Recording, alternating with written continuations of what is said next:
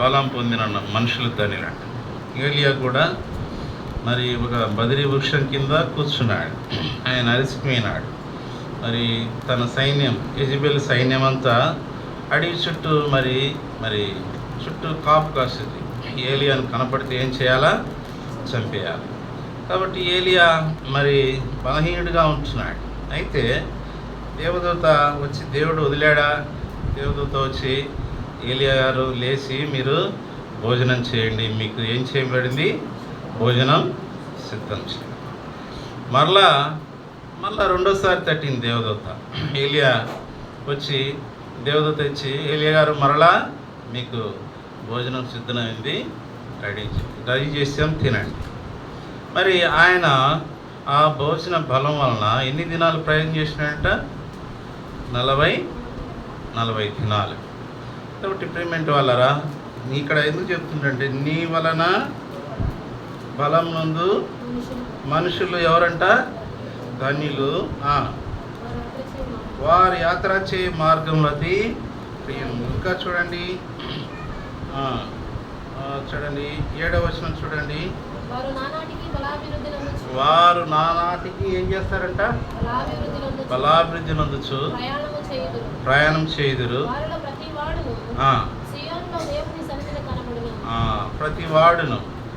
వారిలో ప్రతి వాడును సియోనులో దేవుడి సన్నిధిని కనపడు.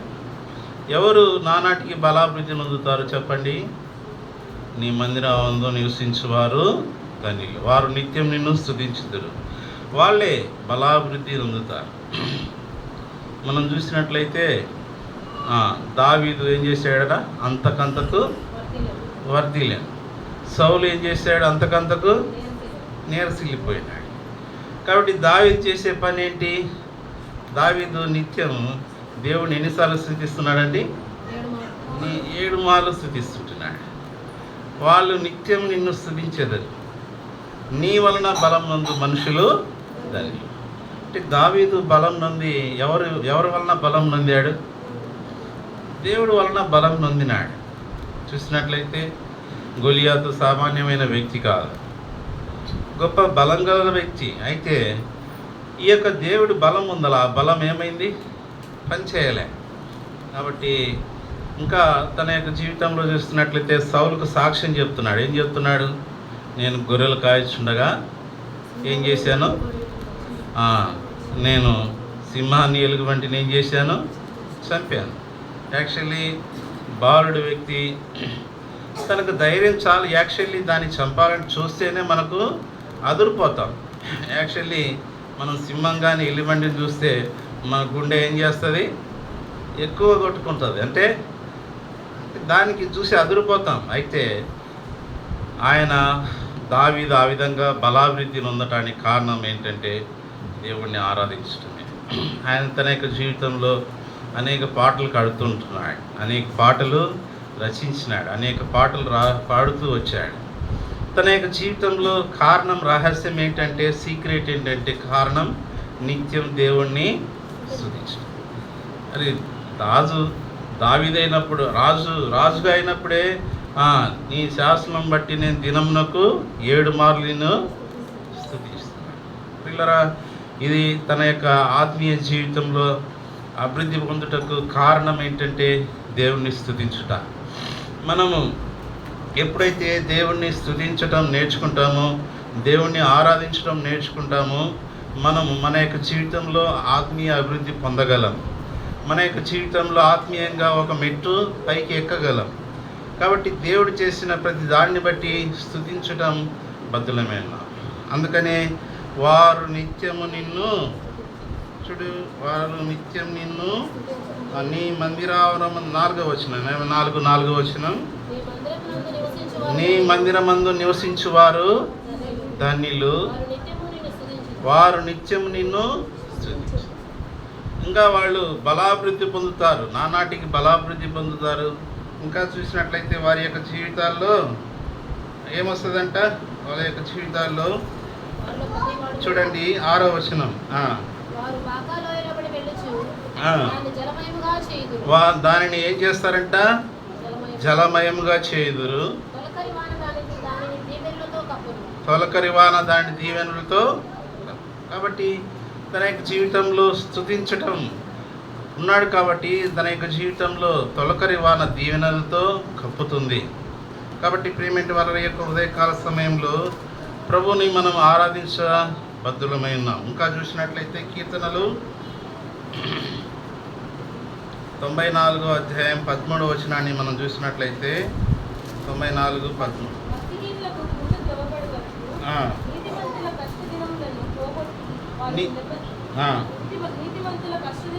నీతిమంతుల కష్టదినములను పోగొట్టి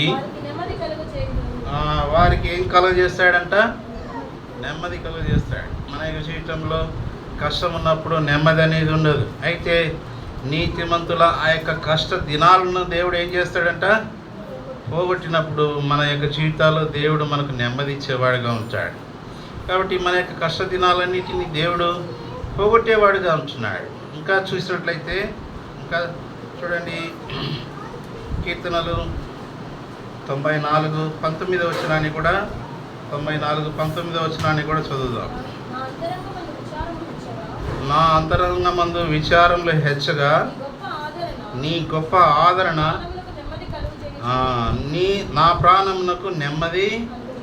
కాబట్టి దేవుడు తనను ఆదరించేవాడుగా ఉన్నాడు. తన ఆదరణ ఇచ్చినప్పుడు ఆయనకు నెమ్మది అనేది దొరుకుతుంటుంది. మన యొక్క జీవితాల్లో కూడా దేవుడి యొక్క ఆదరణ అనేది మనం కావలసిన వారిగా ఉంటున్నాం. ఇక్కడ చూసినట్లయితే తన యొక్క జీవితంలో నీ గొప్ప ఆదరణ నా ప్రాణమునకు ఏం కలగజేస్తుందంట? నెమ్మది. కాబట్టి దేవుడు ఆదరించే దేవుడు అంటాడు కదా, యెషయాలు అంటాడు కదా, ఏమంటాడు? ఒక తల్లి ఆదరించినట్లు నేను మిమ్మల్ని. కాబట్టి ఎక్కడ ఆదరణ కలుగుతుంటుందంట? యెరూషలేము అంటే దేవుడి మందిరం.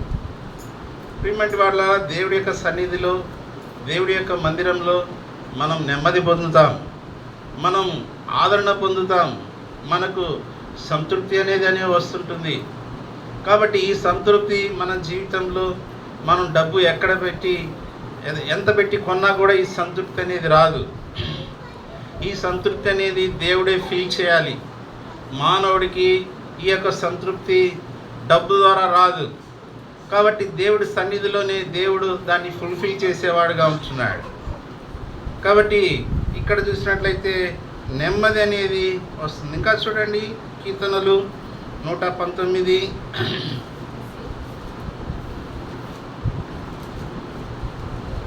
కీర్తనలు 119 165.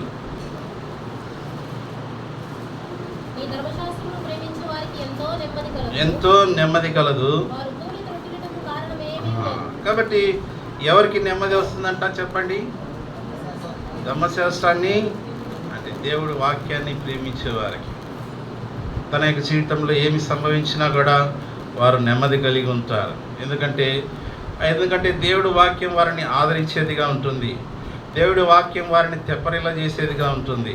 దేవుడి వాక్యం అనేది వారికి సేదతీర్చేదిగా ఉంటుంది. దేవుడి వాక్యం అనేది వారిని సరిచేసి సరైన మార్గంలో నడిపించేదిగా ఉంటుంది. అంతేకాకుండా యేసుక్రీస్తు ప్రభువారుగా అంటాడు, ఏమంటాడు? మనుషుడు రొట్టె వలన మాత్రం కానీ జీవించడు, కానీ దేవుని నోటి నుండి వచ్చు ప్రతి మాట వలన జీవిస్తాడు. కాబట్టి దేవుడు వాక్యం అనేది మనిషిని జీవింపజేసేది. ఆయన దేవుడు వాక్యం అనేది సమృద్ధి అయిన జీవాన్ని ఇచ్చేది మనుషులకి. ఆ జీవమే మనల్ని జీవింపజేస్తుంటుంది. ప్రేమిటి వల్లరా ఆయన వాక్యము ప్రేమించు వారికి ఎంతో నెమ్మది. ఇంకా చూడండి, దావీదు అంటాడు కదా, కీర్తనలు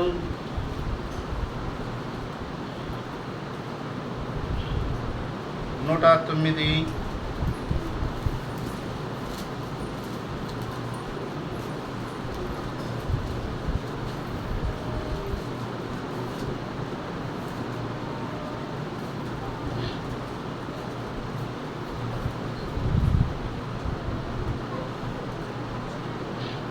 30వ వచనం చదువుకుందాం.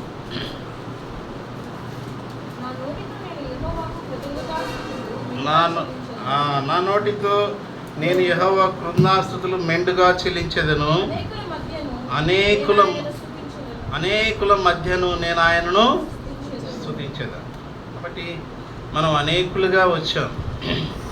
అనేకుల మధ్య మరి ఆయనను నేనేం చేస్తాను?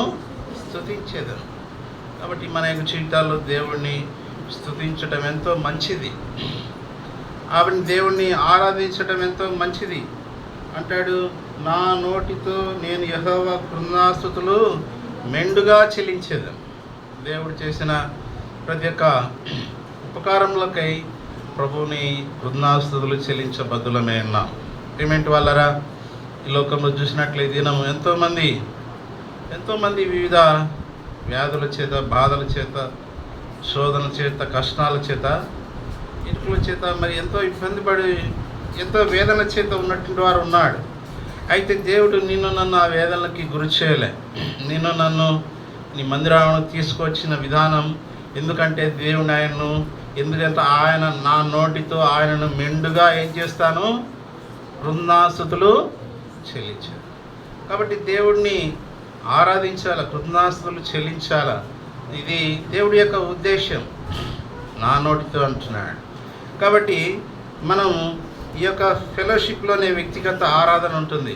నా నోటితో వ్యక్తిగతంగా ఏ మందిరంలో అయినా కూడా ఆరాధించడానికి అవకాశం ఉండదు. వాళ్ళ గుంపుగా లేచి మరి గుంపుగా ఆరాధించే ఉంటాయి. అయితే దేవుణ్ణి ప్రత్యేకంగా వారి యొక్క జీవితంలో సొంతగా దేవుణ్ణి వ్యక్తిగతంగా ఆరాధించే పద్ధతి భగత్ సింగ్ గారికి దేవుడు బయలుపరిచిన విషయం.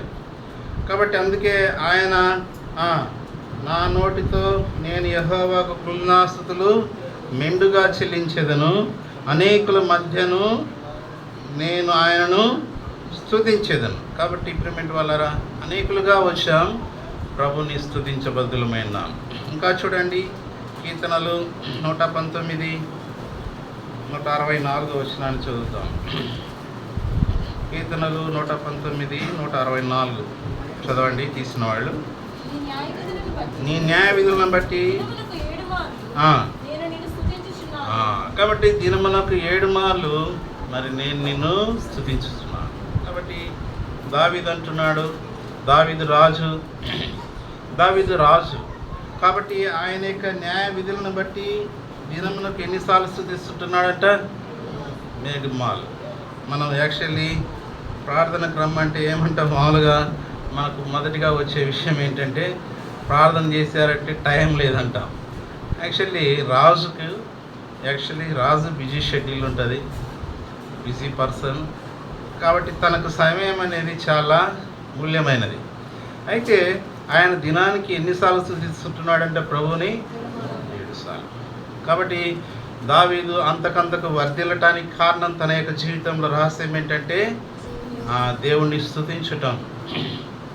కాబట్టి ప్రియమైన వాళ్ళారా, మన యొక్క జీవితాల్లో కూడా మనం ఆత్మీయంగా వర్ధిల్లాలంటే, ఆత్మీయంగా అభివృద్ధి చెందాలంటే, ఆత్మీయంగా మనం బలాభివృద్ధి పొందాలంటే, బలం పొందుకోవాలంటే దేవుణ్ణి ఏం చేయాలా? స్తుతించాలా, దేవుణ్ణి ఆరాధించాలా. అది మనం అలవాటుగా నేర్చుకోవాలి. నిత్యం ఆయనను స్తుతించెదరు. దేవుడు మందిరమందు నివసించేవారు నిత్యం ఆయనను స్తుతించెదరని దేవుడు వాక్యం. ఇంకా చూడండి, ముందరకు వెళ్దాం. కీర్తనలు 118, 9వ వచనాన్ని మనం చదువుకుందాం. కీర్తనలు 118, 9, 10 వచనాలు మనం చదువుకుందాం.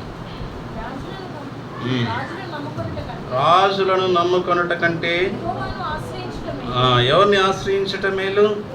యెహోవాను. ఎందుకంటే రాజులు కూడా ఒక దినము నరులారా మీరు రండి అంటే ఏం కావాలా? పోవాల్సిందే. రాజులను నమ్ముకొనుట కంటే ఎవరిని ఆశ్రయించటం మేలు? యెహోవాను ఆశ్రయించటం మేలు.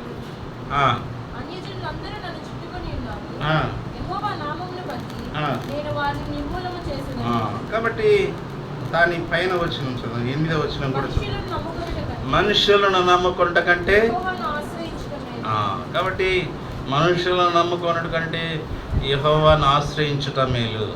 రాజులను నమ్మకం కంటే యెహోవాను ఆశ్రయించుట మేలు. కాబట్టి మన యొక్క జీవితంలో యెహోవాను ఆశ్రయించు వారికి ఏ మేలైనను పొదవైనను లేదు. కాబట్టి మన యొక్క జీవితాల్లో ప్రభువుని ఆశ్రయించబద్ధులమై ఉన్నాం. అనుదినం ఆయన బలమును పొందుకోవాలి. ఆయన సన్నిధిలో గడపాలి. ఆయనను ఆరాధించాలి, ఆయనను స్తుతించాలి. ఆయన ఆశ్రయించు నరుడు ధన్యుడు. కాబట్టి రాజును నమ్ముకుంటు కంటే యెహోవాను ఆశ్రయించుట మేలు. మనుషులను నమ్ముకుంట కంటే యెహోవాను ఆశ్రయించుట మేలు. కాబట్టి మన యొక్క జీవితంలో ప్రభువుని ఆశ్రయించ బద్ధులమై ఉన్నాం. ఇంకా చూడండి, కీర్తనలు 147 కీర్తనలు 147 13-14 వచనాలు. నీ గుమ్మముల గడియలను బలపరిచి ఉన్నాడు. నీ మధ్యన నీ పిల్లలను ఏం చేసినాడు? ఆశీర్వదించినాడు. నీ గుమ్మముల గడియలను ఏం చేసినాడు? దేవుడు బలపరిచినాడు. ఇంకా చూడండి, నీ మధ్యను నీ పిల్లలను ఆశీర్వదించున్నాడు. నీ సరిహద్దులలో సమాధానం కలుగచేవాడు. కాబట్టి మంచి గోధులతో నేను తృప్తిపరచేవాడు ఆయన. కాబట్టి మన యొక్క జీవితాల్లో ఫస్ట్ మనం చూసాం, నెమ్మది అని చూసాం. నెమ్మది అనేది ఎలా వస్తుంటుంది? నెమ్మది అనేది మన యొక్క జీవితాల్లో ఎలా వస్తుంటుంది? అది దేవుడి యొద్ద నుండి వస్తుంది. ఈ ధర్మశాస్త్రం ప్రేమించే వారికి ఎంతో నెమ్మది, ఆయన యొక్క ఆదరణే మనకు నెమ్మది కలుగజేస్తుంటుంది. అందుకే దేవుడు వాగ్దానం ఉన్నాయి, ఒకరిని తల్లిని ఆదరించినట్టు నేను మిమ్మల్ని కాబట్టి ఈ దేవుడు నెమ్మది కలుగజేసే దేవుడు. రెండవది చూసినట్లయితే ఇక్కడ మనం చూసాం, ఇక్కడ ఏమంటున్నాడు? మంచి గోధుమలతో నిన్ను తృప్తిపరచువాడు ఆయనే, నీ సరిహద్దులతో సమాధానం కలుగచేవాడు ఆయన. కాబట్టి మన దేవుడు మనకు సమాధానం కలుగజేసే దేవుడు, మన యొక్క జీవితాల్లో తృప్తిని కలుగజేసే దేవుడు, మనల్ని పోషించే దేవుడు. మంచి గోధుమలతో ఏం చేస్తున్నాడు? తృప్తిపరుస్తున్నాడు ఆయనే. కాబట్టి మన యొక్క జీవితాల్లో దేవుడు మనల్ని తృప్తిపరిచే దేవుడుగా ఉంటున్నాడు, మనల్ని పోషించే దేవుడుగా ఉంటున్నాడు. అంతేకాకుండా సమాధానం కలుగజేసే దేవుడు. సమాధానం అనేది దేవుడి యొద్ద నుండి రావాలి. దినం సమాధానం కొంత డబ్బులు పెట్టి మనం కొనదగలమా? డబ్బులు వాళ్ళను కానీ సమాధానం లేక ఎంతోమంది పెద్ద ధనవంతులు, కోట్ల కొలది ధనం ఉన్నవాళ్ళు వాళ్ళ జీవితాల్లో సమాధానం లేకుండా పోయింది. నైట్కి నైటే వాళ్ళు మరి ఈ లోకాన్ని విడిచి తమ ప్రాణాన్ని తామే తీసుకుంటున్నారు. కారణం ఏంటంటే వారి యొక్క జీవితాల్లో ఏం కోల్పోయారు? సమాధానం కోల్పోయారు, నెమ్మది కోల్పోయారు. ఎవరైనా నెమ్మది సమాధానం ఉన్న వాళ్ళు తన ప్రాణాన్ని తను తీసుకుంటారా? ఆ నెమ్మది లేకనే, ఆ సమాధానం లేకనే యెషయాలు అంటాడు కదా, ఏమంటా? దుష్టులకు ఏముండదంట? దుష్టులకు నెమ్మది ఉండదంట. చదవండి, మీరు చూసినట్టు యెషయాలో మనం చూస్తాం, దుష్టులకు ఏముండదంట. కాబట్టి నెమ్మది అనేది యేసు ప్రభు యొక్క అధికారం కిందకి వచ్చినప్పుడు ఆటోమేటిక్గా నెమ్మది దేవుడు అనుగ్రహించేవాడుగా ఉంటాడు, సమాధానం అనుగ్రహించేవాడుగా ఉంటాడు. అయితే దుష్ట అధికారంలో ఉంటున్న వారికి దేవుడు సాతాను వారికి నెమ్మది లేకుండా చేసేవాడుగా ఉంటున్నాడు. వాడి యొక్క సాతాను యొక్క ఉద్దేశం ఏంటంటే కుటుంబాల్లో నెమ్మది లేకుండా చేసి వారిని కుటుంబాలను విచ్ఛిన్నం చేసి వాళ్ళు దేవుని సేవించకుండా చిన్నభిన్నం చేయాలనేదే సాతాను యొక్క ఉద్దేశం. అయితే దేవుడు యెహోవాను ఆశ్రయించే వారికి ఏ మేలైన పొదవైన లేదు. యెహోవాను ఆశ్రయించు నరుడు ధన్యుడు.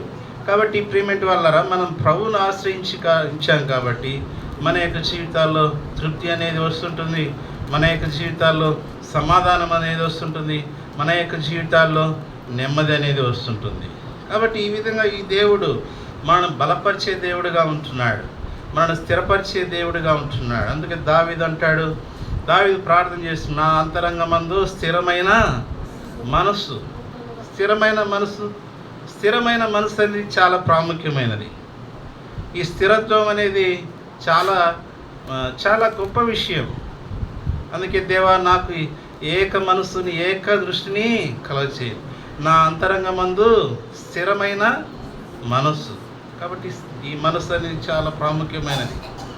మనం స్థిరంగా ప్రభుని సేవించాలి. స్థిరత్వం కలిగి ప్రభుని సేవించాలి.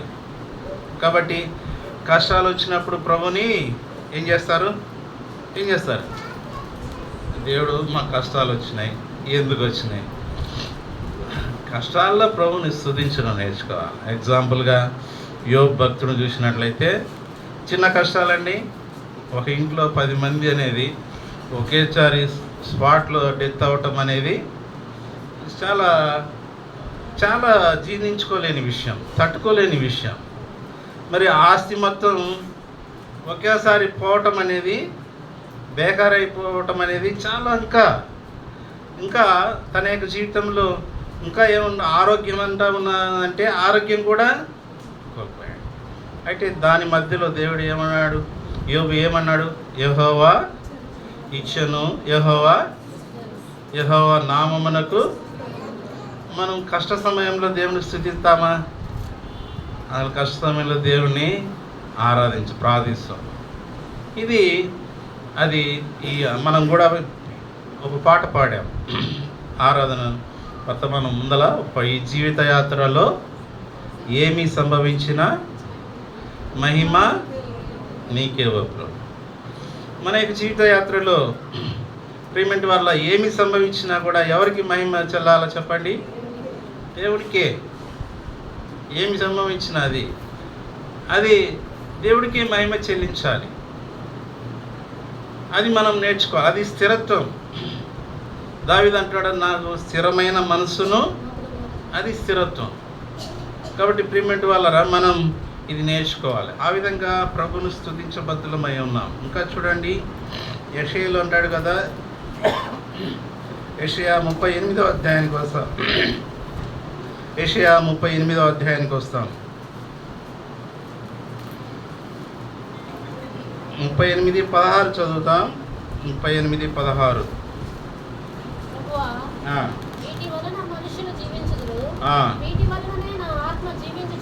నా ఆత్మ జీవించుచున్నది, నీవు నన్ను బాగు చేయదు, నన్ను జీవింపచేయదు. కాబట్టి మన దేవుడు మనల్ని ఏం చేస్తాడు చెప్పండి? బాగు చేస్తాడు. ఇంకా ఏం చేస్తాడు? జీవింపజేస్తాడు. ఇంకా 17వ వచనం కూడా చదవండి. మిక్కటమైన ఆయాసం నాకు నెమ్మది కలుగుటకు కారణమాయెను. ఎక్కడి నుండి విడిపించాడంట? నాశనమును గోతి నుండి విడిపించితివి. కాబట్టి ఆయన నీవు వెనకతట్టు నా పాపంలన్నీ ఏం చేసినాడు? పారవేసినాడు. కాబట్టి మన పాపంలన్నింటినీ దేవుడు ఏం చేసినాడు? పారవేసినాడు. కాబట్టి మనకు భారం ఉండదు. అందుకే మత్తయి సువార్తలో ఏమంటాడు? ప్రయాసపడి భారం మోసుకున్న నా దగ్గర రండి, నేను మీకు. కాబట్టి విశ్రాంతి అనేది ఎప్పుడు దొరుకుతుందని చెప్పండి? పాపం ఉన్నప్పుడు దొరకదు, విశ్రాంతి దొరకదు. ఎందుకంటే అది పాప భారం చేత నేను అలయించుంటిని అంటాడు పాటలో. అంటే ఒక వ్యక్తి పాపంలో ఇంకా విడిపించబడుతుంటే ఆ వ్యక్తి ఒక భారం మోసినట్టు లెక్క. అది మనం లెక్క కట్టలేదు. ట్రీట్మెంట్ వల్ల ఆ భారం నుండి ఎప్పుడైతే విడిపించబడతాడో, అంటే పాపం నుండి విడిపించబడతాడో తన యొక్క జీవితంలో తేలిక నెమ్మది అనుభవిస్తాడు. తన యొక్క జీవితంలో సంతోషాన్ని అనుభవిస్తాడు. తన యొక్క జీవితంలో నెమ్మది అనుభవిస్తాడు. తన యొక్క జీవితంలో దేవుడి నుండి గొప్ప ఆదరణ పొందుతాడు. అదే తన యొక్క జీవితంలో తృప్తిగా నెమ్మది ఇచ్చేదిగా ఉంటుంది. కాబట్టి ఆయన మన పాపములన్నిటిని ఏం చేసినాడంట? పారవేసినాడు. వీపు వెనక తట్టి ఏం చేసినాడు? అందుకే యేసుక్రీస్తు ప్రభు వారు శిలువను ఎక్కడ మోసినాడు చెప్పండి? వీపు మీద. అదేంటి? యోహాన్ అంటాడు కదా, లోక పాపమును మోసుకొను. నీ నా పాపం కాదు, ఎవరి పాపాన్ని మోసినాడు? అందుకే దేవుడు లోకమును ఎంతో ప్రేమించాను. ఇన్ఫినిటివ్, దానికి ఇంత అని లెక్క కట్టలేము ఆయన ప్రేమ. కాబట్టి ఈ దేవుడు లోక పాపమును మోసుకొని దేవుని గొర్రెపిల్లగా ఈ లోకానికి వచ్చినాడు. నీ పాపములను, నా యొక్క పాపములను అన్నిటినీ నీవు పారవేసినావు. ఇక్కడ వెనక తట్టు నా పాపములను నీవు పారవేసినావు. ఇంకొక చోట చూసినట్టయితే నా పాపం అంటే సముద్ర అగాధంలో పడవేసినాడు. సముద్ర అగాధం అనేది ఎంత లోతు ఉంటుందో మనం చూడగలమా? సాధ్యం కాదు. మన పెద్ద కోటేశ్వర్లు వాళ్ళకు ఒక ఆశ వచ్చింది. ఏం ఆశ అంటే సముద్ర అగాధంలో పోయి చూడాలని ఆశ వచ్చింది. మరి ఎంతో కొన్ని కోట్లు ఖర్చు పెట్టి మరి ఒక ముగ్గురు పెద్ద రిచ్ పర్సన్స్ ఎంతో పెద్ద డబ్బులు ఖర్చు పెట్టి దాంట్లోకి వెళ్ళారు. వెళ్ళి మధ్యలో ఏం జరిగిందో, సముద్ర అగాధాలలో పెద్ద హాట్ బోట్లని మస్తు ప్రెజర్స్ అనేవి వస్తుంటాయి. మరి వాళ్ళు పంపిన యంత్రం అనేది బ్లాస్ట్ అయిపోయింది. మరి వాళ్ళు నలుగురు మరి మృతదేహాలుగా మరి వచ్చారు. కాబట్టి సముద్ర మన యొక్క పాపములన్నిటిని ఎక్కడ పడవేశాడంట? సముద్ర. ఇక్కడ చూసినట్లయితే ఏషియాలో వెనుక భాగంలో పారవేశాడు. ఆయన సిలువను మోసిన ఉద్దేశం అది. ఆయన స్వరూపమైనను సౌశం లేక నిలువెల్లా దున్నబడుతూ వచ్చాడు, కొట్టబడుతూ వచ్చాడు. కారణం ఏంటంటే నీ యొక్క నా యొక్క పాపం. కావున హెబ్రీలో అంటాడు కదా, రక్తం చిందింపకుండా పాప క్షమాపణ కలగదు. ఆ రక్తం చిందించే వ్యక్తి దేవాది దేవుడై ఉండాలి. అందుకే దేవుడు లోకమును ఎంతో ప్రేమించి తన అద్వితీయ కుమారుని యందు, అద్వితీయ కుమారుడు అంటే ఎవరు? యేసుక్రీస్తు ప్రభువారు. దేవాది దేవుడే ఈ లోకానికి మనుష్య కుమారుడుగా ఈ లోకానికి వచ్చి తన యొక్క రక్తాన్ని చిందించినాడు. ప్రియులారా, ఆ రక్తం ద్వారానే రక్తం చిందింపకుండా పాప క్షమాపణ కలదు. నీ యొక్క నా యొక్క పాపము కొరకై ఆయన కలవశిలలో వధించబడుతూ వచ్చాడు. కాబట్టి ప్రియమైన వాళ్ళారా, ఇప్పుడు మనకు విమోచన కలిగింది, కాబట్టి విడుదల కలిగింది. ఇంకా చూడండి, యెషయాలో మనం ఇంకా చదివినట్లయితే యెషయా 38:18 వచనం, పాతాళమున నీకు, పాతాళమున ఏముంటుంది చెప్పండి? ప్రార్థనలు ఆరాధనలు ఉండవు. ధనవంతుడు లాజరు చూసినట్లయితే ఏమని ప్రార్థన చేస్తున్నాడు? నేను పాతాళమున వేదన అనుభవించుతున్నాను. అక్కడ అనుభవించేది వేదనే. ఫ్యాన్లు ఉండవు, పాడుండవు, అగ్ని ఆరదు, పురుగు సాగదంటే ఆ వ్యక్తి యాక్చువల్లీ ఇప్పుడు ఒక వ్యక్తిని మనం అగ్నిలో, ఇప్పుడు హిందువులు వాళ్ళ యొక్క ఆచార పద్ధతి ప్రకారం మనమైతే బరీలు చేస్తాం, వాళ్ళైతే ఏం చేస్తారు? కాల్ చేస్తారు. కాల్ చేసినప్పుడు ఇంత ముందల ఒక ఆచారం ఉంది. భర్త చనిపోతే భార్యను కూడా ఏం చేశారు? బ్రతికున్నామని సతీ సహగమనం అనేది ఉంది, మనం చదువుకున్నాం. దాన్ని విలియం కేరీ గారు రూపొందించారు, దాన్ని అంతమంది ఇచ్చాడు. భర్త చనిపోవటం ఏంది? బతికున్న భార్యను కూడా స్థితి మీద ఆమెను బలవంతంగా ఆమెను సజీవ దహనం చేసే పద్ధతి. కాబట్టి ఇండియా కల్చర్లో ఉన్న భాగం ఇది. అయితే అజ్ఞాన కాలం ముందు దేవుడు ఆ యొక్క చీకటి, ఆ యొక్క ప్రపంచం అది అజ్ఞాన కాలం. అంటే అప్పుడు చదువు కూడా లేదు ప్రియులారా. మనకి ఎప్పుడు చదువు వచ్చింది? లేడీస్ చదివేది ఎప్పుడు వచ్చింది? విలియం కేరీ గారు వచ్చినప్పుడే లేడీస్ చదువు అనేది వచ్చింది. అప్పుడు లేడీస్ చదవకూడదు. ఎవరు చదివేవాళ్ళు? చదివేవాళ్ళు ఎవరంటే ఒకరు బ్రాహ్మణులు మాత్రమే. క్షత్రియులు వాళ్ళు పరిపాలన చేసింటే వాళ్ళకు చదువు రాదు. వాళ్ళకి ఏంటంటే విలు విద్యలు నేర్పించేవారు. శూద్రులు వాళ్ళ వృత్తులు చేసేవారు. కాబట్టి ప్రియమటి వాళ్ళరా, అజ్ఞాన కాలం అది, అంటే జ్ఞానం లేని కాలం. ఇప్పుడు ఏ కాలం ఇది? ఎవరైనా ఏ విధంగా అయినా చదువుకోవచ్చు, ఫ్రీడమ్ ఇది. ప్రియమటి వాళ్ళరా, జ్ఞానం తెలిసింది కాబట్టి మనం బైబిల్ చదవగలం. అప్పుడు ఆ కాలంలో బైబిల్ చదవటానికి ఆస్కారం ఉందా? లేదు. అయితే దేవుడు కరుణా సంపన్నుడు. దేవుడు ప్రేమించినాడు. అన్న ప్రేమించి తన కోసమై ప్రాణం పెట్టి ఆయన ప్రేమ వార్తను చాటించడానికి ఎంతోమంది ఈ యొక్క భక్తులని మరి ఇండియా దేశానికి పంపించినాడు. మిషనరీ ద్వారా వచ్చి స్కూళ్ళు కట్టించినారు, వాళ్ళు డెవలప్ చేసినారు. పెద్ద పెద్ద వాళ్ళు స్వాతంత్రంలో పోరాడిన వాళ్ళే ఎక్కడ చదివారంటే క్రిస్టియన్ స్కూల్స్ అనేది ఉన్నదంటే ఎవరు ఫస్ట్ కట్టింది? క్రిస్టియానిటీ. కాబట్టి ఇంత గొప్ప జ్ఞానం అనేది ఎక్కడి నుంచి వచ్చిందంటే యెహోవాయందు భయభక్తులే జ్ఞానమునకు. కాబట్టి ఈ దేవుడు జ్ఞాన సంపన్నుడు. ఆయన జ్ఞానం కలిగిన దేవుడు. తన ప్రజలైన వారికి జ్ఞానం ఇచ్చే దేవుడుగా ఉంటున్నాడు. కాబట్టి చూసినట్లయితే 18వ వచనం, పాతాళమున నీకు స్తుతి కలగదు, మృతి నీకు కృతజ్ఞతాస్తుతులు. ఒకవేళ చనిపోయిన వాళ్ళు లేచారనుకోండి, చనిపోయారు, బరియలు చేసాం, మళ్ళా వాడు బ్రతికి వచ్చాడు అనుకోండి, ఏమంటాం? వాడిని చూసి మనం ఏం చేస్తాం? భయపడతామా లేదా?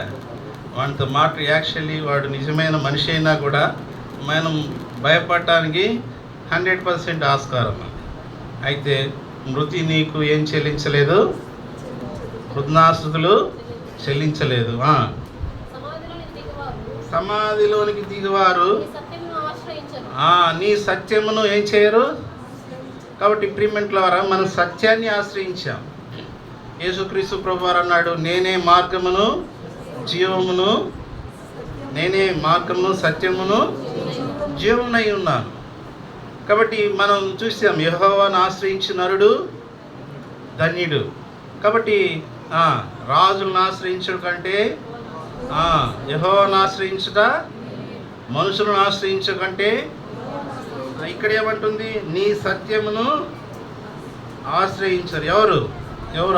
సమాధిలోనికి దిగువారు నీ సత్యమును ఆశ్రయించరు. ఇంకా చూడండి 19వ వచనం,